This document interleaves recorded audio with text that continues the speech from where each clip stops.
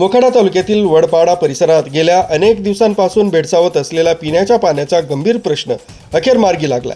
वयम चळवळीच्या मार्गदर्शनाखाली स्थानिक महिलांच्या संघटित पुढाकारामुळे प्रशासनाला ठोस निर्णय घ्यावा लागला. या भागातील नागरिकांना दररोज पाण्यासाठी मोठी पायपीट करावी लागत होती.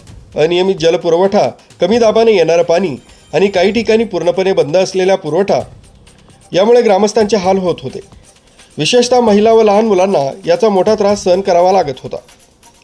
ही समस्या लक्षात घेत वयम चळवळीच्या कार्यकर्त्यांनी स्थानिक महिलांना एकत्रित घेऊन पिण्याच्या पाण्याच्या प्रश्नावर प्रशासनाकडे पाठपुरावा सुरू केला. महिलांनी आपली व्यथा मांडत पाण्याचा कायमस्वरूपी उपाय करण्याची मागणी केली.